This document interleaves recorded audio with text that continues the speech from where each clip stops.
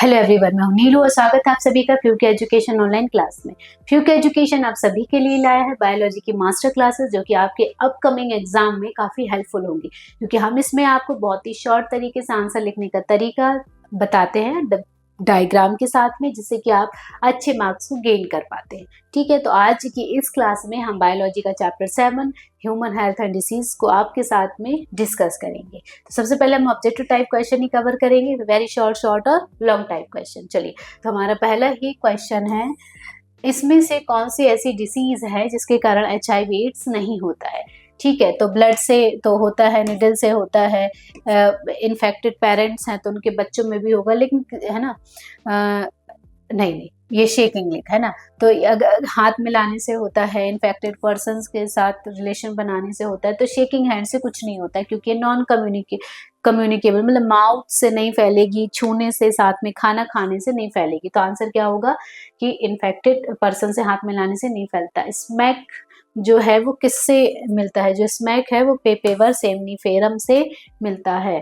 ठीक है, अब नेक्स्ट है, मान लीजिए जो सेल है उसको कोई इन्फेक्शन हो गया, तो वो मैसेज दूसरी सेल को कैसे पहुंचाएगी कि देखिए मैं ना बीमार पड़ गई हूँ और इस टाइप का वायरस या बैक्टीरिया है जो कि आपको भी बीमार कर सकता है, तो आप बच करके रहना।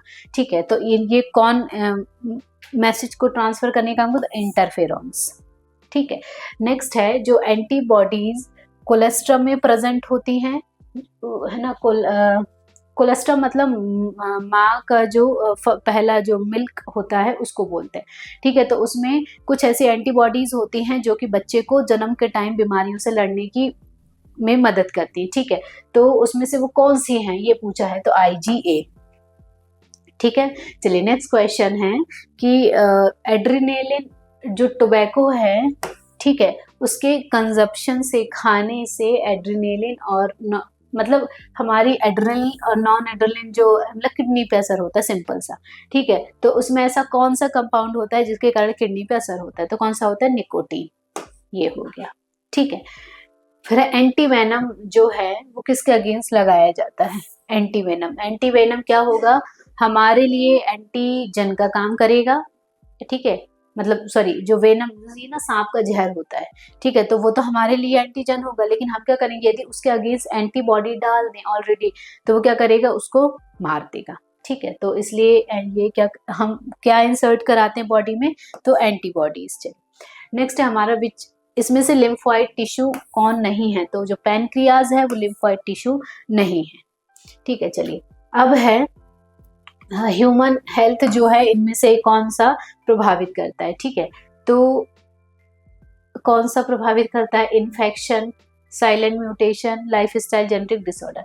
ठीक है, जो साइलेंट म्यूटेशन है वो ह्यूमंस के स्वास्थ्य को इफेक्ट नहीं करेगा, तो आंसर का 1, 3 एंड 4। तो 1, 3 एंड 4 ये है 1, 3 एंड 4। ठीक है, चलिए नेक्स्ट है, इसमें से कौन सी जो डिसीज है वो नॉन कम्युनिकेबल है। नॉन कम्युनिकेबल मतलब ऐसी डिसीज जो कि छूने से, साथ में खाना खाने से, छींकने से नहीं फैलती, मतलब कम्युनिकेशन से नहीं फैलेगी।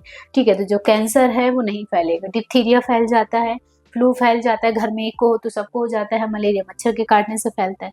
ठीक है, तो ये हो गया कैंसर जो है। ठीक है, अब इनमें ये बताना है कि बैक्टीरियल डिसीज कौन सी है, तो बैक्टीरियल डिसीज है डिसेंट्री और प्लेग। मलेरिया जो है प्रोटोजोआ से होता है, इसलिए ये नहीं होगा, तो प्लेग और डिसेंट्री जो है बैक्टीरिया से होती है। मान लीजिए हमें 2-3 मतलब जिसको मलेरिया होता है, हर एक 2-2, 3-3 दिन में बुखार आता है। ठीक है, यदि बुखार आ रहा है तो वो किसके कारण आ रहा है, तो जो मलेरिया फैलाने वाले जो प्रोटोजोआ है, ठीक है, जो वाइवेक्स है, तो वो अपनी स्टेजेस को चेंज करता है, तो उसकी एक स्टेज होती है हीमोजोइक, यही है जिसके कारण बुखार आता है, तो आंसर क्या होगा, हीमोजोइक। चलिए नेक्स्ट है, ह्यूमोरल इम्यूनिटी किसके साथ में होती है, ठीक है, तो ये होगी बी सेल के साथ में ह्यूमोरल इम्यूनिटी। ठीक है, अब ऐसी कौन सी एंटीबॉडीज है जो कि प्लेजेंटा को पार कर लेती है, तो प्लेजेंटा को कौन सी, IgG, ये माँ से बच्चे में जाती है। ठीक है, नेक्स्ट है पैसिव इम्यूनिटी, जो है है ना, डायरेक्टली किसके द्वारा दी जाती है, पैसिव।